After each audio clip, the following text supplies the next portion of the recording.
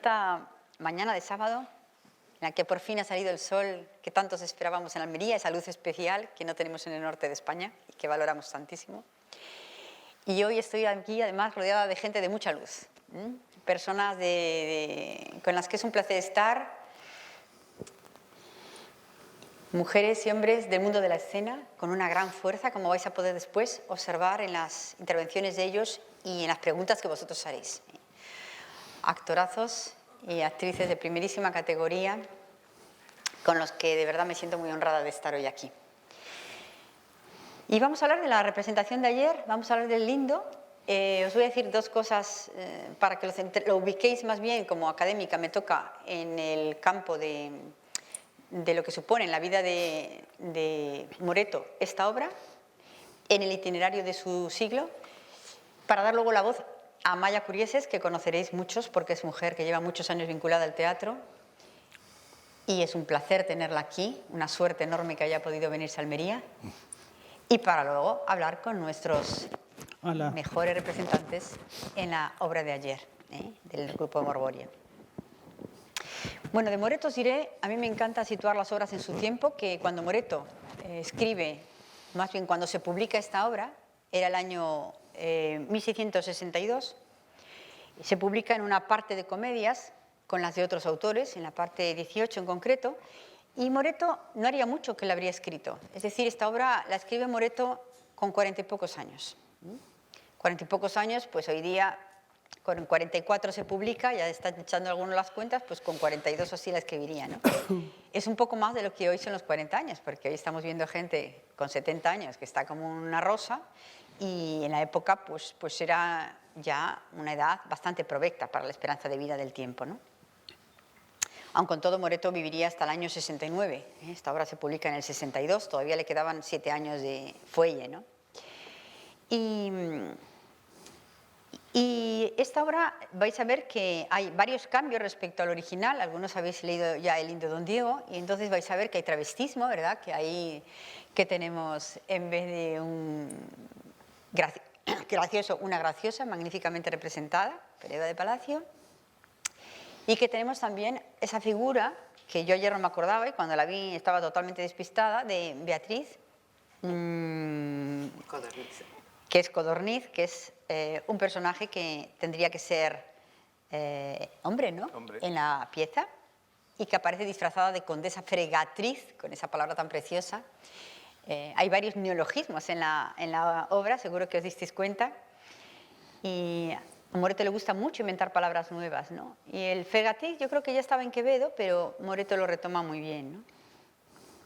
Siempre se ha dicho que es una comedia de figurón, comedia con figurón, comedia de carácter, comedia de capa y espada con figurón, pero la verdad es que la atención se desplaza rápidamente desde ese núcleo habitual en las comedias de capa y espada de dos hijos, primos entre sí, ¿no? Don Diego y Don Mendo, asignados cada uno a una dama, a Inés uno, a Leonor la otra, por el padre de ellos, con consideraciones estupendas sobre el tema de a quién le incumbe asignar matrimonio, y una defensa que seguro que pillasteis ayer muy bonita por parte de la dama, diciendo que al que no le toca el riesgo no tiene que tomar decisiones, que el matrimonio es cosa que incumbe a cada uno y que por tanto hay que poder elegir. Es decir, una defensa muy moderna de Moreto de la capacidad de la mujer de decidir, que pensamos que más era una ilusión, no sé si solo óptica o teatral, que una realidad vital, ¿no? Pero el caso es que son mujeres muy independientes, estas mujeres de Moreto, y siempre con ese afán por encontrar la situación en la vida que les corresponde, ¿no? Y tenemos ese galán suelto, Don Diego, que va a quedar suelto por su propia falta de equilibrio personal, ya que hablé de eso ayer, ¿no? Por su propia falta de adecuación al medio, por ser incapaz de reconocer cómo ha de ser en esa vida y cómo ha de llegar desde Burgos, por cierto, desde el mismo lugar que llego yo, a una capital, esa incapacidad de convertirse en un hombre de corte, de la que hablé ayer, esa falta de discreción al fin y al cabo, que se mantiene a lo largo de toda la obra y que trae como penalidad máxima quedar como galán suelto, como galán engañado por su afán de medro, de casarse con una mujer de un nivel superior a las propias protagonistas, que va a ser un pufo. A Moreto le gustó tanto el tema que escribió un entremés precioso que se llama El aguador, con el mismo tema. Solo que en El aguador hacen creer a una mujer que busca un matrimonio noble que un aguador, o sea, una persona que llevaba agua de una casa a otra, es el mariscal de Bimbón. Un francés con mucho encanto y con también una presencia muy similar a la que aquí tiene la condesa Fregatriz, ¿no? Y logra engañar a la protagonista y hacer un matrimonio que luego se convierte también en un plus. Así que si tenéis interés en representar una obra bonita, corta, que sea un extracto de una de las grandes obras de Moreto, como es El lindo de Don Diego, buscad El entremés del aguador en la página de moretianos.com y vais a ver allí, convertido en pequeña pieza breve, un tesoro, este mismo juego entre los matrimonios desiguales y entre el afán de vengar al que se cree más que los demás y quiere un matrimonio por asuntos económicos y sociales, ¿no? Bueno, pues sin mucho más os diré que ya sabéis que hay una tradición a partir de Guillén de Castro, con el Narciso y su opinión, que viene de mucho más atrás, viene del teatro clásico, del teatro griego, con el Miles Salazón, viene del teatro latino con el Miles Gloriosus, de Plauto, pasa al teatro italiano de la Commedia dell'arte, con el Capitán Spavento, todos vinculados al mundo de la milicia, y llega al teatro del Siglo de Oro, alejado ya del mundo de la milicia, pero igual de fanfarrones, también valientes en cuanto a su presentación osadísima social, porque son de verdad que impresentables, como habéis podido ver, pero sigue esa tradición del soldado que llega contando 1000 batallas, creído de sí mismo, galán, apuesto, que se cree lo más de lo más. Y bueno, tenemos nuestros metrosexuales en el siglo XXI, que para qué os voy a contar. Esto es un precedente, no tanto del homosexual, y además me parece que en eso Morboria acierta perfectamente. Don Diego no es un homosexual, como a veces se le ha querido presentar en algunas puestas en escena, que no pasaría nada si lo fuera, pero no lo es. Es un metrosexual, es un tipo que está absolutamente pagado de sí mismo, convencido de una realidad que no existe. Bueno, no digo yo que todos los metrosexuales no existan en realidad, la realidad que ellos proclaman, ¿no? Pero no es el caso en este, ¿no? Y es cierto que toma algunas ideas del Narciso en su opinión, pero Moreto intensifica enormemente los rasgos cómicos del protagonista, lo convierte en eje y motor de toda la obra e intensifica el carácter crítico y satírico de la creación que hace respecto a la de Guillén de Castro. Es decir, que va un paso más allá y que en ese sentido pues, avanza hacia una nueva estética, como hemos visto ayer que hacía Moreto con todo. Bueno, pues esta presentación muy académica, tengo esa enorme suerte de tener aquí una mujer de escena, como es Amaya Curieses, que va a entrar más en la representación de ayer y que va a interpelar a nuestros protagonistas. Si veis que me voy a las 11:05, no es que no me guste, sino que tengo un avión esperándome, y que primero un taxi y que razones de volver hasta Bilbao hacen que yo me tenga que ir un poquitín antes. Pero bueno, no pasa nada porque la mesa se queda muy bien guarnecida, y para daros a vosotros la voz y la palabra, ¿no? Bien, pues Amaya, cuando quieras, puedes hacer alguna reflexión sobre qué te suscitó la puesta en escena de ayer o lo que tú quieras. Bueno, buenos días a todos, lo primero. Y digo buenos días a todos porque yo, como cómica que soy, no me gusta nada madrugar. Entonces suelo estar a estas horas todavía, suelo estar o durmiendo y hoy no estoy durmiendo, estaba medio dormida. Lo que pasa es que, bueno, llegar aquí, subir a este escenario del Apolo con esta compañía y con esta compañía, rememorar de alguna forma todas las jornadas del siglo de oro de Almería que he vivido con muchos de los que están aquí, con los que están aquí. La ilusión que me ha dado ver que las jornadas no mueren, sino que están reviviendo, están floreciendo, como ahora florece todo el campo y todos los árboles por la lluvia que está cayendo en toda España, pues ver este florecimiento a través de las jornadas, ver esa ilusión de estas personas que ahora están llevando las riendas de las jornadas, a las que les agradezco, Noelia, Ricardo, os agradezco muchísimo, muchísimo, muchísimo que me deis la oportunidad de estar aquí. Y luego, por otro lado, pues encantadísima, encantadísima. Por un lado, de estar en la otra esquina, que está María Luisa Lobato, que ha sido una persona de referencia para mí. Además, ella, para mí hay algo en las jornadas que siempre me ha fascinado, ¿no? Que ha sido la cercanía de los académicos, de los eruditos, con los cómicos, cosa que yo cuando empecé en esto pensaba que era imposible. Yo pensaba que ellos eran de una raza superior y que yo era, o sea, que no había conexión, y ha sido todo al revés. Bueno, dicho esto, encantadísima de estar aquí con Morboria, porque para mí ellos son compañeros de camino. Y aunque ellos son incombustibles, porque 30 años no es nada, 35 casi, me aclara Eva, pues realmente es admirable. Es admirable ya de entrada, llevar todo este tiempo trabajando además en un empeño tan duro, porque es duro, aunque es apasionante, que es trabajar con el teatro clásico y con el teatro clásico español. Y luego, bueno, estoy encantada que encima me han refrescado el lindo Don Diego, porque es que, bueno, sí, es una obra que me ha gustado siempre. Yo nunca he trabajado a Moreto. Entonces, bueno, la tenía un poco allá en el túnel del tiempo, y gracias a ellos la he redescubierto. Y me he dado cuenta de que me gusta todavía más, mucho más, que me gustaba hace, no sé, pues la última vez que la vi representada creo que fue hace ya 7 u 8 años. Bien, pues he dicho todo esto, pues eso, gracias Fernando, gracias Eva, por eso, por lo primero. Luego, por el enorme riesgo que corréis, con 11 personas en el escenario, con ese equipazo, o sea, de verdad, o sea, sacar una compañía con tanta gente adelante, con tanto vestuario, escenografía, tener que, o sea, mantener eso y defender eso, os lo juro, es muy difícil, es muy difícil.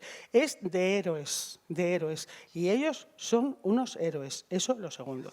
Lo tercero, que, bueno, la puesta en escena de ellos me ha encantado, y sobre todo eso tan maravilloso que es la risa, poderse reír. Dicen que había que reírse todos los días no sé cuánto tiempo para tener buena salud.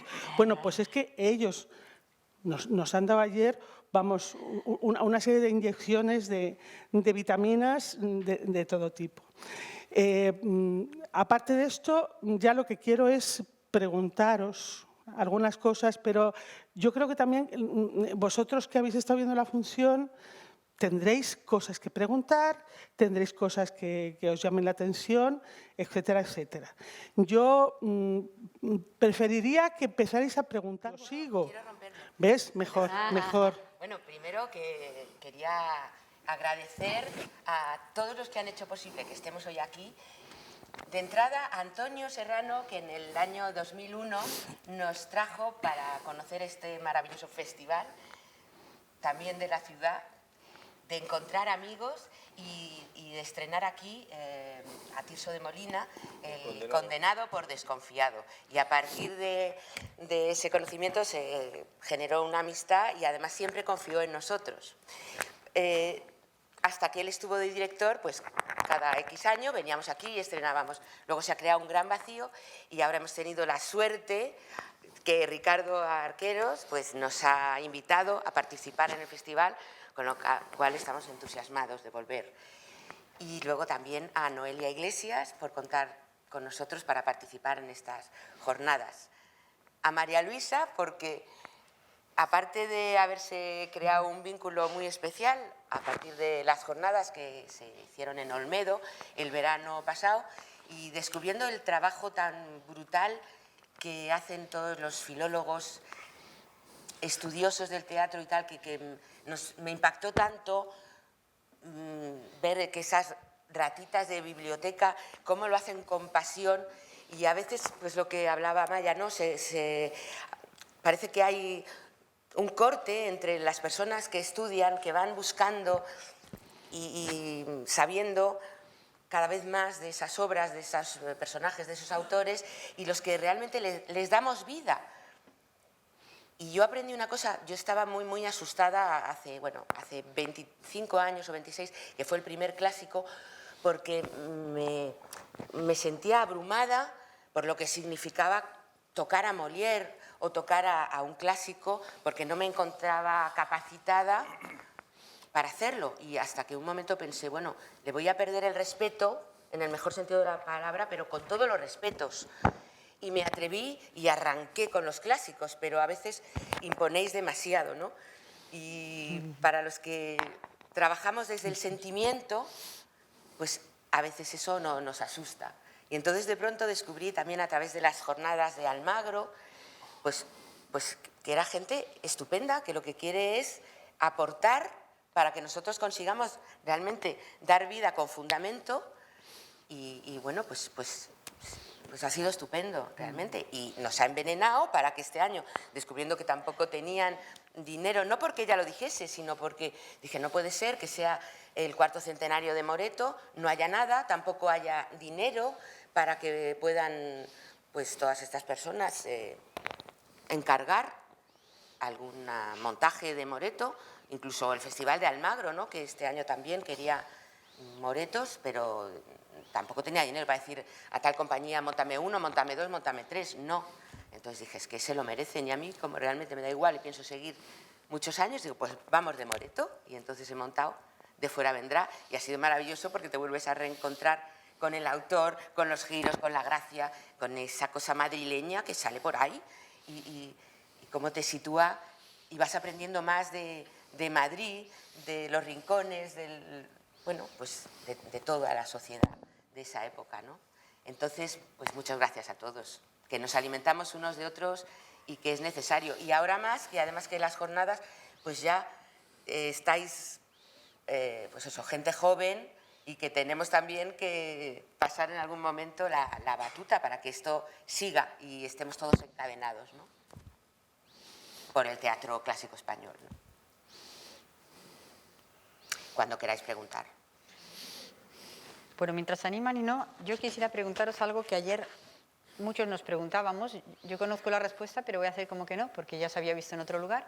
Y es, ¿por qué habéis centrado la obra en un periodo tan diferente del 17? Me alegro que me hagas esa pregunta. ¿Contesto? No tengo ni idea, es la directora la que tiene la culpa.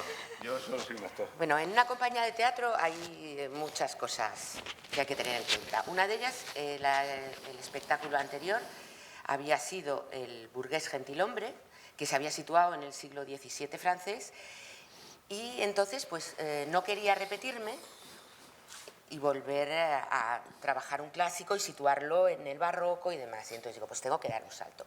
Luego, ¿cómo son las cosas de la creación?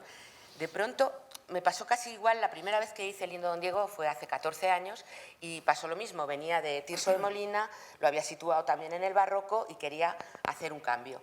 Y me encontré con una foto que me sedujo, de una mujer que no conocía, con aspecto felino, con unos ojos con una potencia bárbara. Era una foto, no sabía quién era, no nada. Intenté buscar, investigar, no había nada de esta mujer. Y de pronto descubro que un nombre, Tórtola Valencia. Hoy, 15 o 16 años después, podéis poner en Google Tórtola Valencia y tenéis un montón de información. Hace unos años no había nada.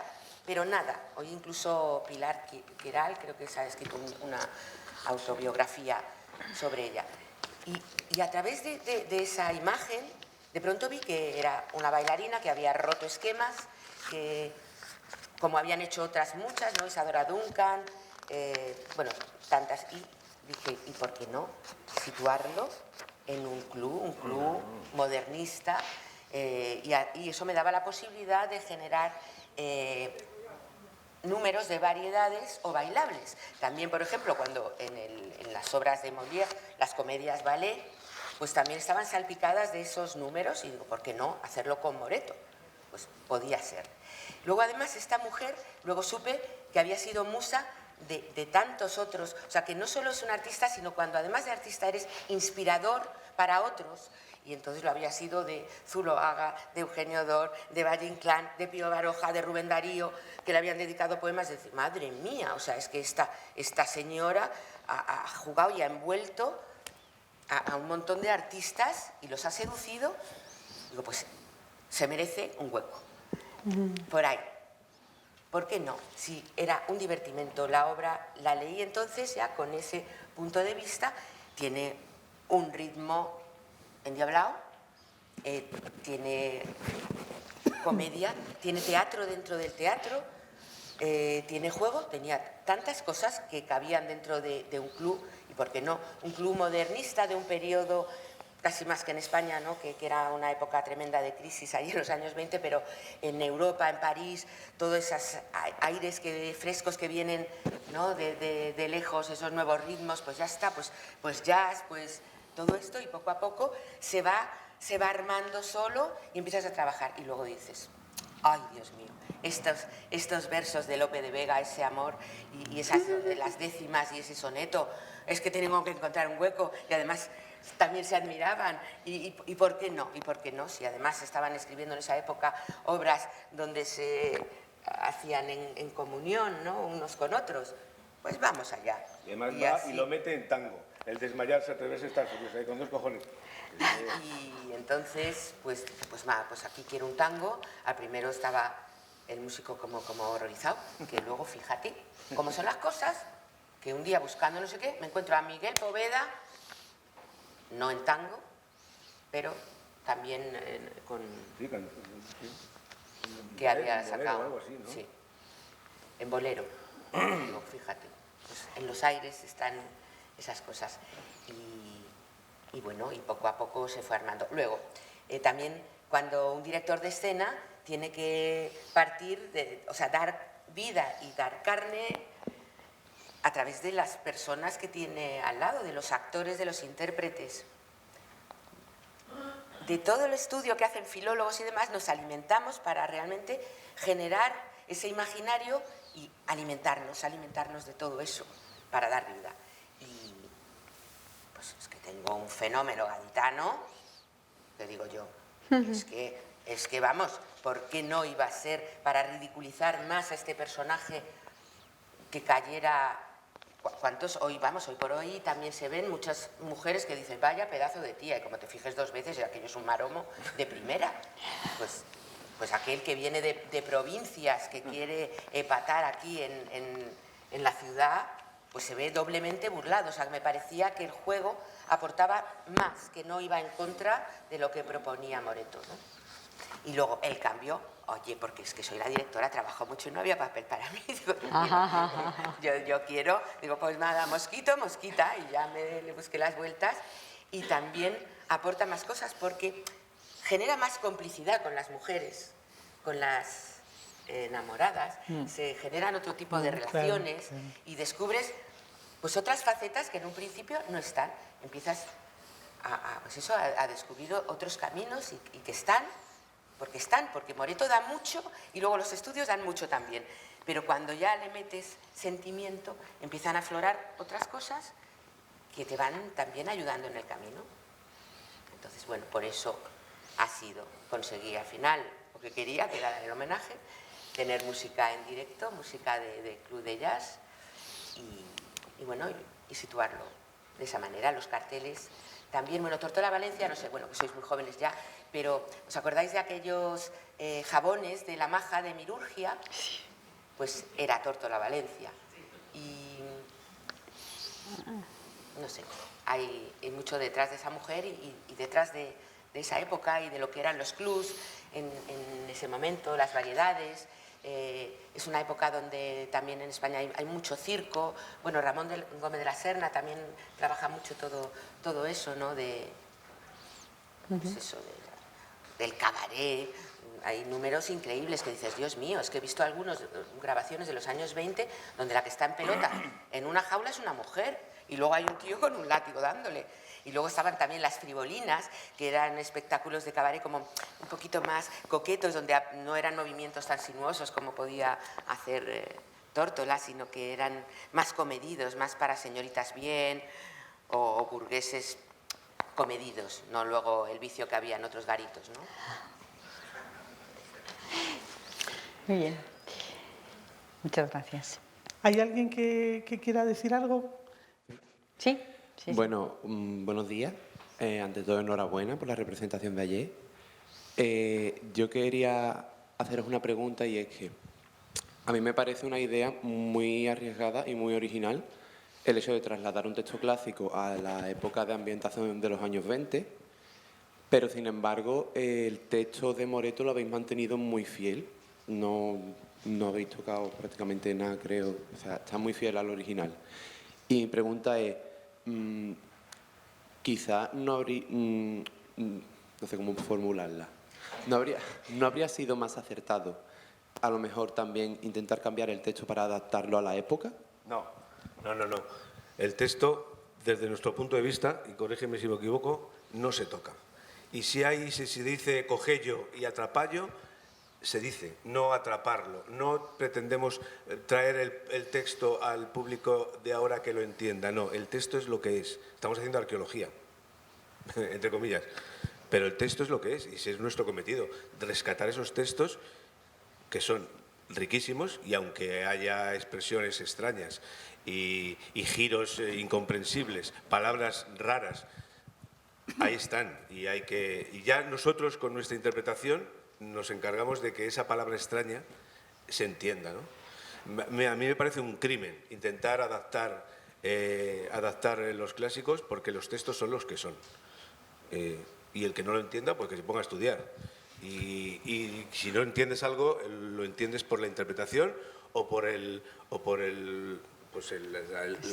la acción, la escena como es o cómo se va desarrollando. No, me parece un error horroroso, un crimen, adaptar un texto para que se intente entender. Es lo que es. Y si no, tenemos los textos contemporáneos y los teatros modernos, que es otra cosa, ¿no? Y la expresión corporal ayuda muchísimo también a la comprensión. No pasa nada si entre 2.500 versos no entiendes 100. Que hay gente que sí los entiende. Entonces también hay que trabajar, aunque sea una minoría, un grupo muy selecto, pues también hay que darles pues lo que se merecen. No puedes ir allanando todo. Es un crimen, porque es que es así, son joyas. Claro. Y hay que preservarlas. Si no, en unos años ya no existirían. Igual que hay que seguir estudiando verso y darlo en las escuelas, y en las escuelas de arte dramático, bueno, pues eso, que forme parte de la educación, porque ese riquísimo patrimonio, si no, se perderá, y si lo vamos allanando, en unos años no queda. Tampoco estamos de acuerdo, creo yo, en lo que son las adaptaciones. Se dice adaptación, versión de, y lo que significa eso son amputaciones del texto. Para hacerlo más corto, para que el público de ahora, que está acostumbrado a obras de teatro cortas, que no están acostumbrados a estas... O sea, ayer la función dura 2 horas, el de fuera vendrá dura 2 horas y cuarto. El que no le guste y no soporte eso, que se vaya a ver el microteatro, que dura 10 minutos. Y es así, ¿no? Las amputaciones, eso no es una adaptación, es cortar el texto para que quepa. Tampoco creemos en eso. El texto es lo que es, se ha respetado íntegramente. Hombre, a veces hay monólogos que tienes que ajustar un poco. Pero, vamos, que creo que son... uno en Doña Inés y en Don Juan. Por lo demás, está todo. También pensaba ayer cuando os oía, porque me acordaba de la edición crítica que hizo un colega de nuestro equipo, Francisco Sarraposo, de esta obra precisamente, que es una obra que en distintos momentos necesita lo que nosotros llamamos, y lo que ayer llamó Ramón, notas filológicas, o sea, notas explicativas al pie de algunos conceptos que hoy día es imposible que se entiendan, ¿no? Pero esto pasa como cuando tú vas a ver un cuadro, a un buen cuadro, que depende de la cultura previa que tú tengas, de tus gustos, de tus conocimientos. Tú no ves las meninas de la misma manera que lo ve pues, un especialista en arte o una mujer que se desplaza sin ninguna cultura y que se pone delante de las meninas. Son diferentes niveles de entendimiento, de comprensión. Eso no quiere decir que podamos andar borrando y quitando en las meninas los cargas de profundidad, los diferentes puntos de vista, porque el cuadro está allí, ¿no? La obra de teatro de Moreto está allí. No pasa nada porque tú no sepas lo que son los guantes de perro, que por cierto lo decís ayer, ¿no? Pero claro, también hay que saber que existían los guantes de ámbar, qué pasaba con los guantes de ámbar, porque el ámbar era un odorífero muy importante de la época, porque se consideraba que era un signo de riqueza tener guantes de ámbar, porque la diferencia respecto a las bromas que se hacen, ¿no? Entonces, pierdes, ¿cómo os diría yo? Cuando te falta cultura, por la razón que sea, pierdes muchas posibilidades de lectura de una obra, pero es como si tú lees, tenemos por aquí a Galeana, ¿no? Si tú lees a San Juan de la Cruz sin conocimientos de lo que es la mística, ni las vías iluminativa, unitiva, etcétera, pues tú tienes una visión distinta, yo creo que mucho más parcial, de lo que fue la carga de profundidad de un autor de la categoría de San Juan o de un autor de la categoría de Moreto. Eso no quita que tú no puedas disfrutar o reírte con un conjunto de cosas que a veces quien sabe diría, es que de esto no toca reírse. Y sin embargo, el pueblo ya no se está riendo, ¿no? Que también es una comprobación curiosa. Esto es para animaros a que cuanto más sepamos de la cultura del 17 y de la terminología del 17, más disfrutamos un espectáculo con varias líneas de lectura que cada una es más profunda en una obra como El Indio Don Diego, que tiene muchos estratos, ¿eh? Pero eso solo lo da la preparación cultural.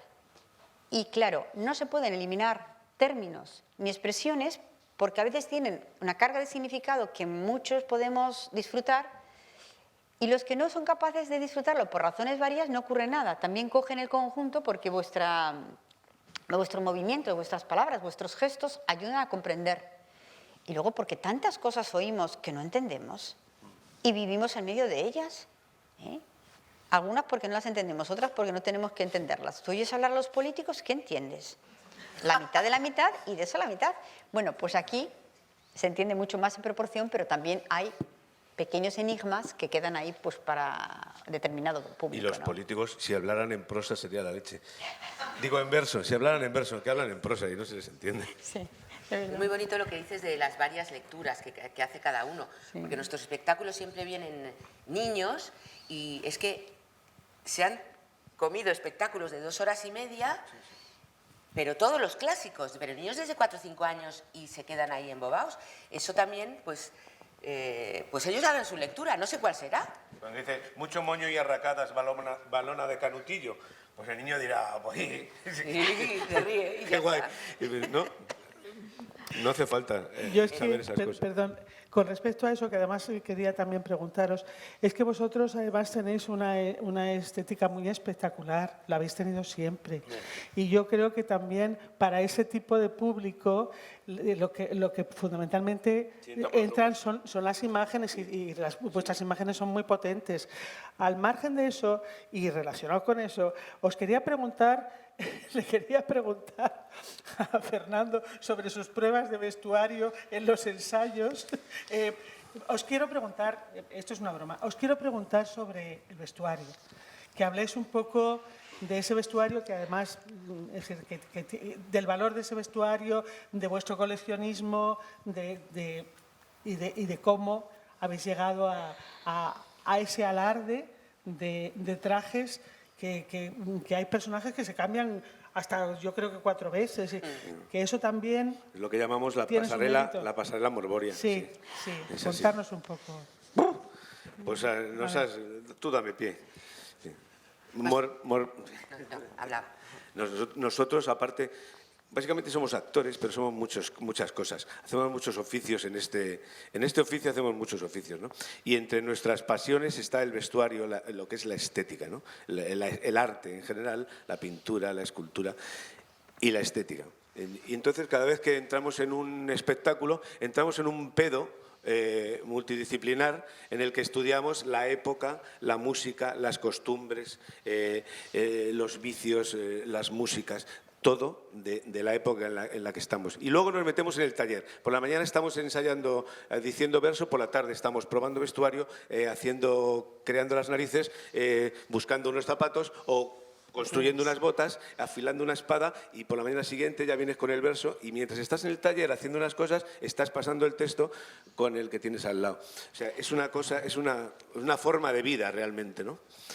Después de estudiar en la Escuela de Arte Dramático, haber hecho danza, muchas cosas, y tener la posibilidad desde muy jovencita, porque desde los 16 años arranqué ya en el teatro, pues tenía claro que tenía que tener una gran formación y tuve suerte de trabajar con Alberto Miralles, con grandes directores, con Juan Margallo, con Pilar Miró, con pues, grandes, a veces como bailarina, a veces como actriz y tal. Pero después de salir de la Escuela de Arte Dramático y haber hecho incluso cosas de coreografías en televisión y demás, claro, entra ese vacío que todos sentimos después de haber estudiado mucho, en mi caso haber trabajado siempre, pero quieres seguir trabajando. Y luego había una cosa que a mí me producía pánico y era el público. Sí, mucha formación, mucho todo, pero cuando tenías el público enfrente hay una cosa que te bloquea, y no, el público tiene que ser amigo. Y entonces, mientras en que nos llamaban, no nos llamaban, pues decidimos montar la compañía y probar cosas. Entonces, creamos un taller donde estábamos probando desde vestuario, caracterizaciones, también pues, está súper dotado para la escultura, para todo, y empezamos a probar, a trabajar. Y entonces salíamos a la calle, vamos a probar hoy tal personaje con tal otro y vamos a hacer unos piratas, vamos a ir a la Plaza Mayor y vamos a ver qué ocurre. Y entonces poco a poco íbamos generando, haciendo performance, esas performances las íbamos armando y era una manera de crear espectáculos de calle. En la calle el alimento era el público, de manera que a veces surgían cosas increíbles, o que un niño entraba a la defensa de la dama y cogía, y me acuerdo incluso un señor que estaba cojo con una muleta, cogió y utilizó la muleta como espada y te veías ahí peleando uno con espada y uno con muleta. Bueno, era brutal. Y además tenías que tener algo de estética muy impactante para captar a ese espectador, a esa señora que iba al mercado y de pronto decidía que se paraba allí. Bueno, a veces no íbamos contratados muchas veces, o sea, porque realmente ir así a la calle, fuimos 2 veces, pero el resto ya éramos contratados para hacer teatro en la calle.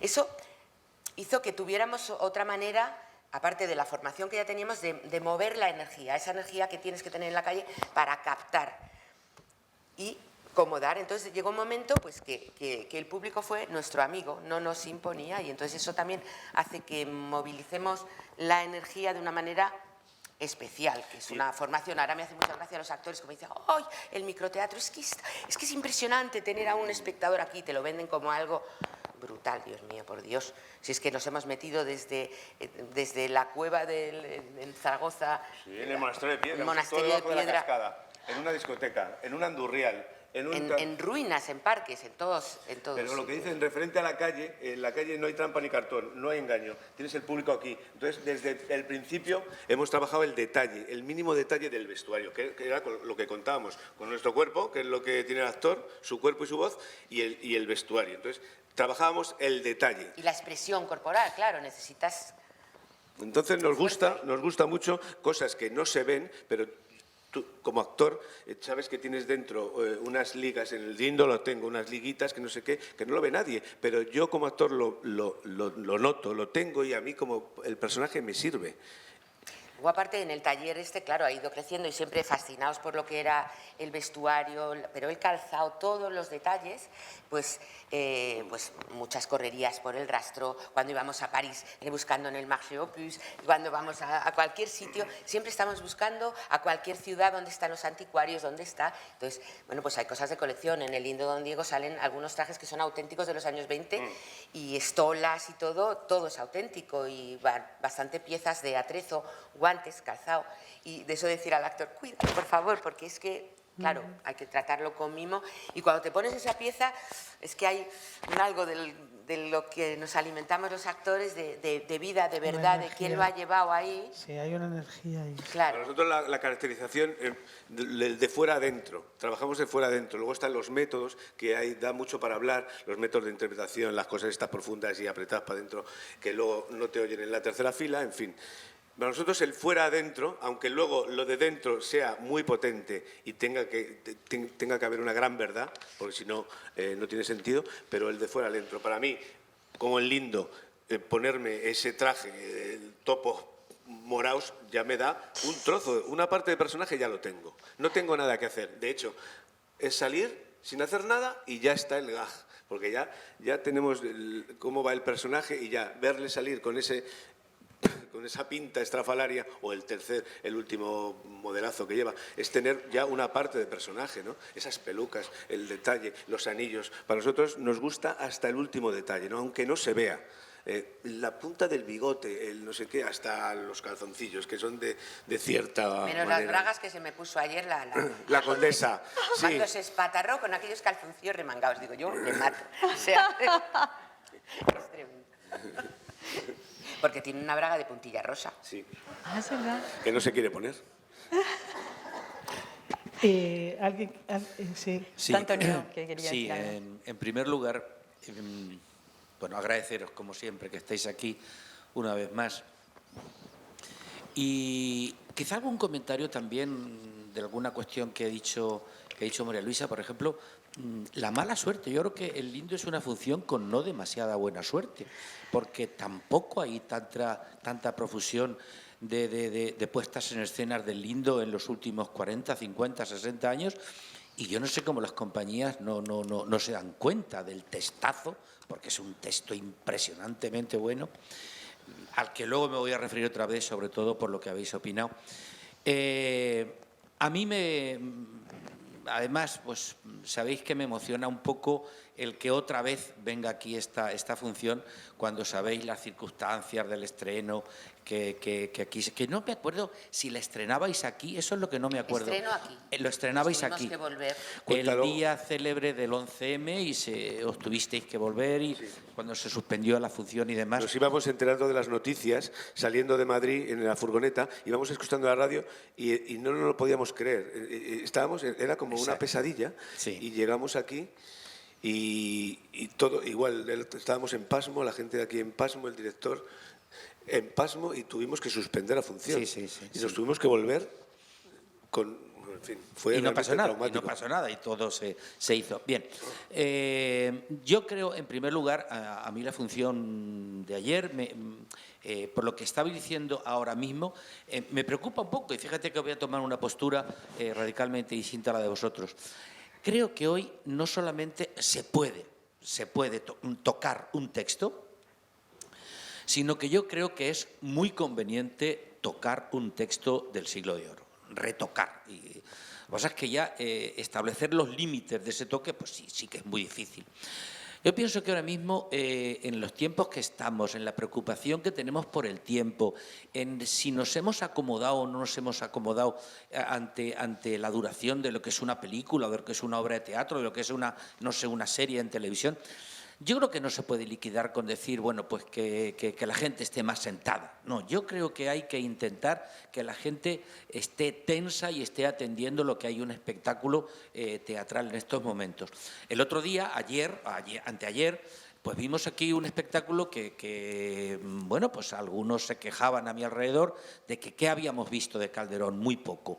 Bueno, pero estábamos dentro de la licitud, para mí, de lo que es tocar un texto, dar una versión de un texto.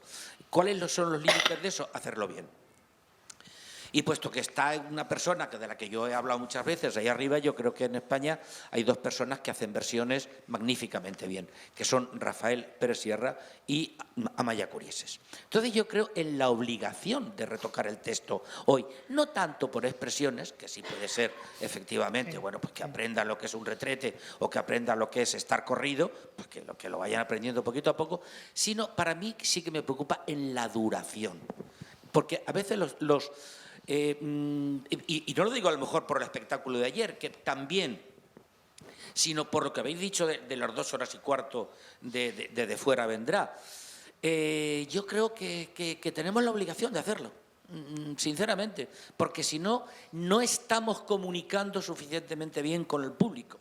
Y pedir al público que se acerque a nosotros, vale, hasta cierto punto sí, pero eso me preocupa mucho. Yo creo que os pido que insistáis un poco hasta qué punto estáis de acuerdo o no estáis de acuerdo y a lo mejor de decir ahora, de Fuera Vendrá, ¿cómo os habéis enfrentado a este asunto? ¿Habéis mantenido el texto tal cual? ¿Le habéis hecho modificaciones? A pesar de todo iremos a verlo, que conste. Tal cual, y además el día del ensayo general vi que aquello duraba 2 horas y 5, tuve un momento de pánico así y decidí, no, o sea, tranquilidad, ¿qué pasa? Me fui un momento al camerino, volví y dije, primer, segundo acto, descanso 10 o 15 minutos, tercer acto, con el entremedio bailable y los musicales. Y ya está. Y entiendo lo que dices. No se puede jamás tener durante 2 horas, 2 horas y cuarto, y me da igual en una ópera, la atención de todo el mundo. Pero es que hay que asumir que hay momentos de punta, hay momentos que baja, hay momentos que tal, y luego sigue y no pasa nada. Pero ese es nuestro reto. Aunque dure 3 horas, mantener la atención de alguna u otra manera. Y si te aburres con el texto, es imposible mantenerla por la todo vista. el rato, pero no pasa nada porque hay un momento que baja, pero luego hay otra cosa que te hace otra vez subir. Dime. Bueno, como sufriente del teatro, yo estoy totalmente de acuerdo con lo que ha dicho Amaya, y es felicitaros porque no solamente seguís, sino que seguís con más actores de la media. Y cuando estamos hablando, y ayer lo comentábamos Antonio y yo, estamos hablando de una compañía privada, con un esfuerzo absolutamente privado, y por lo tanto, mi más sincera enhorabuena, porque seguís y otros nos hemos acojonado y nos quedamos en casa. O sea, dicho esto, yo tengo una duda grande respecto al espectáculo de ayer, que es lo que me preocupa. Y es, ¿por qué tanta música?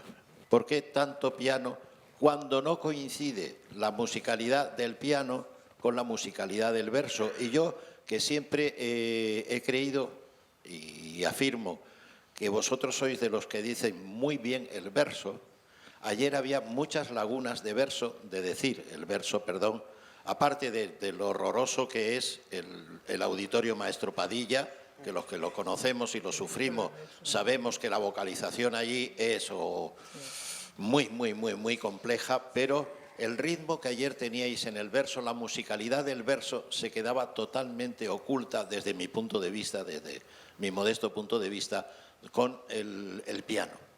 Y el piano, a pesar de estar en el fondo, que es una cosa que nunca he probado en ese teatro, se oía muchísimo más que se podía oír a los actores. Es decir, todo eso iba un poco en contra de nuestra concentración del espectáculo.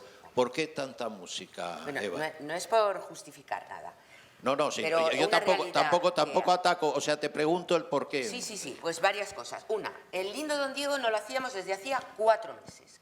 Hemos estado trabajando prácticamente 5 meses de Fuera Vendrá. Hemos estado con ello en la cabeza, con todo. Con 2 ensayos hemos vuelto a poner todos los versos, hemos afinado. Llegamos aquí. El músico que estaba tocando la vihuela, de pronto ha tenido 10 días de que no me dan los dedos, de que no sé qué, tal. Y decía, vosotros es que hacéis clic y parece que cambiáis el cerebro para la otra obra. Dice, pero es que yo estoy sufriendo de estar aquí. Digo, ahora el piano, tal. Montaje de luces, o sea, a las 8 no se había acabado de grabar. El ensayo en el sitio situar, hacernos a ese campo de fútbol y buscar la armonía otra vez de las distancias y tal, imposible. Fue imposible ecualizar el piano. No habíamos escuchado el piano, no dio tiempo, o sea, llegaba un momento que es todo muy complicado, son muchas cosas, el tiempo se te echa encima como una ola, porque normalmente ese piano es mucho más bajo, da tiempo a oírlo, en fin, a todo. Ayer llega un momento que lo que son los bolos de que llegas, aquí te pillo, aquí te mato, y tienes que estar alerta a todo lo que salga. Y en escena el piano no se oía casi, que es lo más gracioso. No se oía. El piano no se oía. Pues fíjate, y nosotros, a los compañeros que estaban delante del proscenio, no los oíamos. Y oíamos las voces que botaban al fondo y volvían. Y luego en los hombros estaban esos focos móviles y otros que...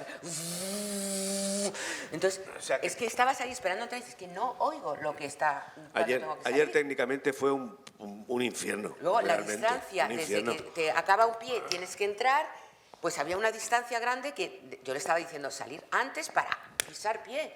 Era imposible. Es que esa distancia al final la tenías, se va dando tiempos. O sea, son muchísimos detalles. ¿En condiciones normales no perturba? No. Yo creo que no, porque es la primera vez que nos lo dicen. No, está, claro, eso está equilibrado. Está el sotoboche que nos acompaña por abajo y siempre, claro, por supuesto está y luego el Miguel verso en sí por delante. se encontraba no se hallaba, o sea, como una camisa que no es suya. Es un espectáculo bastante intimista, a pesar de lo espectacular y toda la laca que montamos, es bastante cercano. Ese espacio que había entre los actores y el público, ahí se va la energía, se pierde, ¿no? Cuando el patio de butacas, en este teatro no cabríamos, pero la cercanía, entonces puedes modular. La sensación era de estar... Yo salí con un dolor de diafragma porque es que era de estar ahí soltando a lo bestia. Entonces estás con una cosa de amor y parece que le estás moviendo las pestañas al compañero porque tienes que estar forzando demasiado, ¿no? Es un sitio que no es para hacer teatro. Pero lo que dices, ¿no?, que a veces parecía que la música iba por un lado, sin embargo yo en los ensayos y cuando eso ha salido, lo bonito es cuando eso se une y va todo junto, y yo sí eso lo he sentido. A lo mejor ayer no estaba para nada, claro. Además es una obsesión. En los ensayos, el piano, cómo acompañar, estar pendiente, además estar con ahí. Él se tiene que adecuar a nosotros, no al revés, ¿no? Pero fíjate lo que estás diciendo, se oía el piano de la leche, dentro no se oía. Y luego en las canciones tampoco, o sea, en el ensayo nos dio tiempo de chiripa a pasar una y parecía que se oía y luego nada, o sea, fue una sensación, el pianista no oía a la cantante, en fin, pues son las cosas y tienes que seguir sonriendo y tirar. El mundo bolo, es que en cada espacio es diferente, es que actuamos en teatros aquí y de pronto ayer era el campo de fútbol, teníamos que haber salido con dorsal. Porque es que era impresionante. O sea, tenías que salir como Usain Bolt de entre cajas para llegar al pie. Dices, joder, Dios mío, es un poco teatro de atletismo. Sí, yo perdóname, Fernando, pero yo doy fe porque yo lo vi en Almagro. Y en Almagro, efectivamente, el piano estaba ahí, que lo oías y ayer molestaba en muchos momentos, incluso en algo más. A estas alturas de la vida no os voy a decir cómo decís el verso vosotros. Y ayer muchas cosas se escapaban. Aparte de que yo estaba sentado en una zona del patio de butacas que es una zona absolutamente sorda para la palabra, no para la música. Y entonces había dificultades de comprensión. Quizá a lo mejor el error fue de los directores de las jornadas de que no se advirtieron cómo es este teatro o de vosotros que no os acordabais de cómo era este teatro, que es un teatro muy duro, muy duro y muy difícil, eso es verdad. Y nos lo dijo Amaya y hicimos hincapié en irnos al Hay que ser la corbata, claro, sí, porque si no se escapa. Y además también, cuando estábamos hablando del lado, también se perdía. Entonces, eran demasiados condicionamientos técnicos. Sí. Sí, yo creo que técnicamente no fue una buena función ayer, eso está claro. Pero bueno, hay muchas más cosas en la función. Porque lo sufrimos eso. Tú hablas de Almagro, pero yo la vi en Olmedo, ¿verdad? Miriam y algunos más estábamos y también se oía perfectamente. Nada que ver con lo de ayer. Sí, nada que ver. Y esa era el aire libre y sí, las cosas de... De todas formas, este es el eterno tema. Y bueno, yo ya sabéis, cuando lo ha dicho Manolo, he dicho, bueno, ya no lo tengo que decir yo. Ya sabéis que siempre que vengo tengo que decirlo, pero es que es terrible. Los años que llevamos con y está sin solucionar, y las corrientes de aire que hay en el escenario, que parece que estás en medio del desierto, y la sensación, os digo todo esto porque lo habéis tenido, lo hemos tenido todos, la sensación de lejanía del público. Es imposible conectar bien con el público cuando la sensación es que los que estamos en el escenario vemos al público allá como una masa, no sabemos si es una manifestación que viene o son público, y el público desde donde está ve el escenario. Yo siempre he tenido la sensación en el maestro Padilla de que te sientas como público y ves allá abajo en el escenario, dices, ¿qué harán esos locos ahí abajo que ni se les entiende, ni se les oye, ni nada? Ay, qué pena, de verdad, no me deprimas. Pero no sigáis que no traen el año que viene. Ay, de verdad. Yo lo tengo que decir porque me da mucha pena que se malogren los espectáculos porque el espacio no funciona. Hombre, el teatro, que tiene que ser un diálogo en el público, cuando tú entras, planteas la primera escena, el público va pillando, la primera risa, empieza ese tenis, que si no hay, se pierde en medio, se convierte en un frontón. Ayer notábamos que había risas, pero no oíamos las risas. Entonces, esa comunicación ya es diferente, ¿no? Es diferente. Hablábamos antes de la obra, ¿por qué no se ha montado? El Lindo se ha montado solo por Carles Alfaro en los últimos años y demás. Yo creo que aquí hay una cosa de pasar la batuta. Cuando eres muy joven, tú ves algo que te llama la atención, o un montaje, o a un director de escena, y cuando luego eres adulto, a lo largo de tu carrera, pues quieres remontar esas obras que has conocido o que has estudiado en la Escuela de Arte Dramático o que las has visto montadas por algún director, pues luego las montas. Otras es más difícil abordar, otras que no conoces, pues se te quedan ahí en el corazón, y entonces es importante, por eso aprendes a quererlas, porque te han captado, te han gustado, te han enamorado, y por eso las haces, o las has leído de niño y entonces te apetece montarlas. ¿Y la razón de volver a rescatarla ahora en este año? Pues la verdad es que Por el puro gustazo de retomarlo.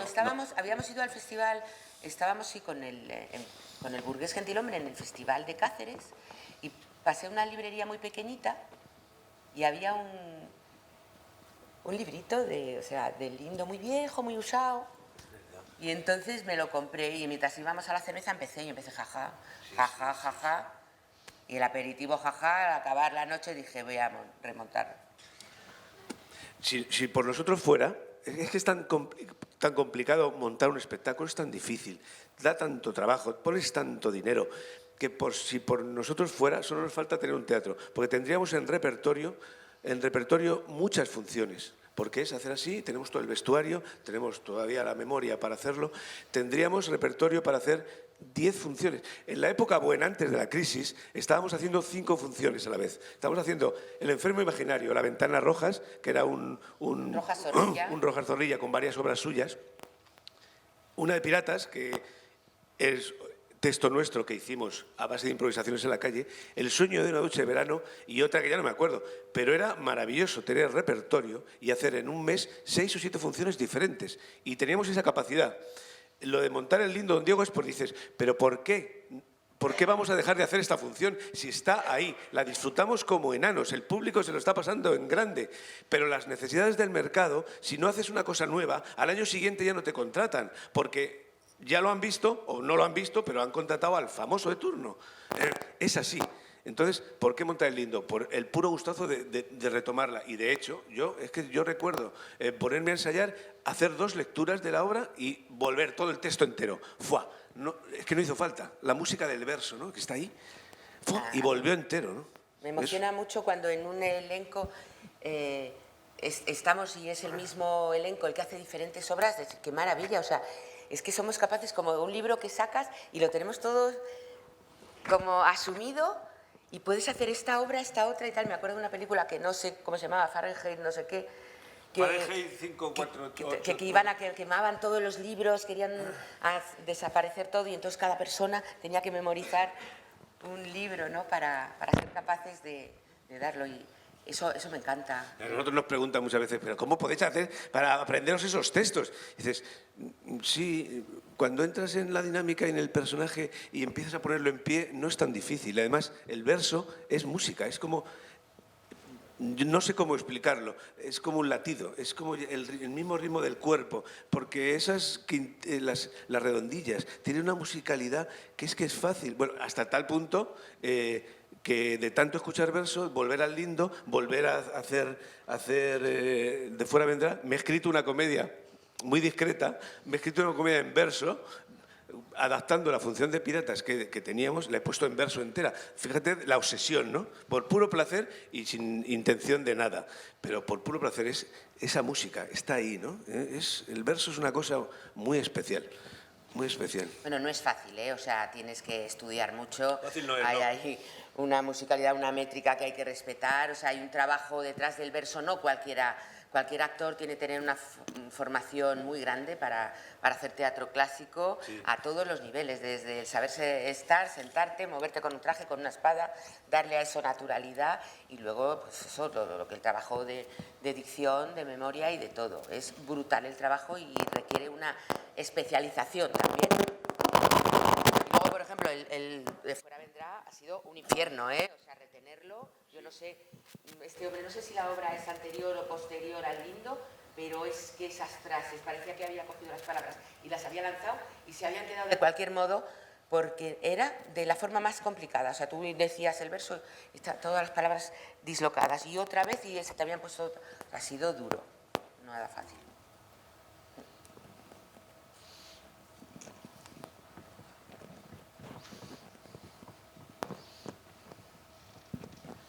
Hola, buenos días.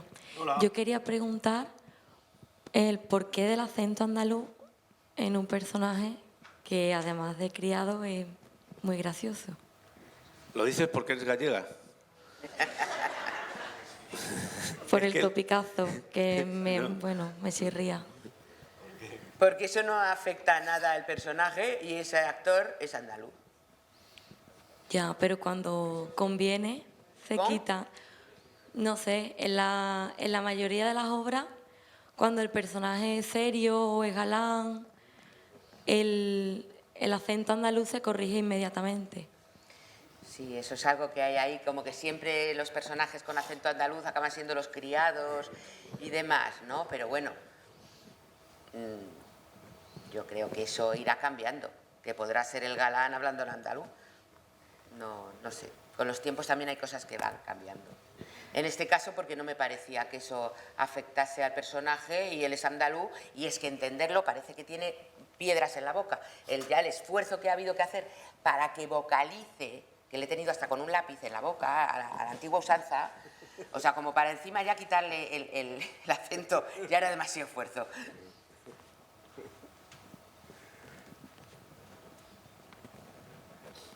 No hay más preguntas. Se ha hecho el silencio, sí. Ha pasado un ángel. Pues ya está, no sé qué hora es. Pues bueno, si no tenéis así nada más que comentar y bueno, espero que con todo lo que se ha hablado aquí, de todas formas, todos tengamos, bueno, pues más datos y más conocimiento de el lindo Don Diego, de Moreto, de Morboria y bueno, y de eso que tanto amamos todos los que estamos aquí, que por eso estamos, que es el teatro del Siglo de Oro. Y con esto, bueno, pues una vez más, agradeceros a todos vuestra presencia aquí y sobre todo a ver si el año que viene somos como el doble. Eso sería realmente lo mejor, digo, porque de eso se trata, ¿no? Pero sobre todo, muchas gracias a toda la gente joven que está aquí, porque de vosotros depende que siga habiendo público, de vosotros depende que esto se siga valorando, que realmente, o sea, la labor de las jornadas del Siglo de Oro es para mí importantísima, fundamental y única, porque no hay otra jornada del Siglo de Oro que yo sepa del Siglo de Oro. Y realmente, bueno, pues eso, que por lo menos de aquí salgamos con esa sensación de que hay que pelear por esto, que hay que luchar por esto, cada uno en su sitio. Los que estamos aquí, pues como Morboria, ahí al pie del cañón y a seguir con ilusión y con ganas. Y los que lo estudiáis, los que os dedicáis a analizar los textos y tal, pues lo mismo, ilusión, ganas y sobre todo esperanza de que esto tira para adelante. Pero sobre todo los jóvenes, los que sois, me da igual que lo estéis estudiando, que queráis ser actores, porque la relación con el teatro no es solamente para los que nos dedicamos profesionalmente a esto. O sea, yo creo que el teatro tendría que ser obligatorio como base de la educación en este país, y además estos textos deberíamos de mamarlos desde que aprendemos a leer.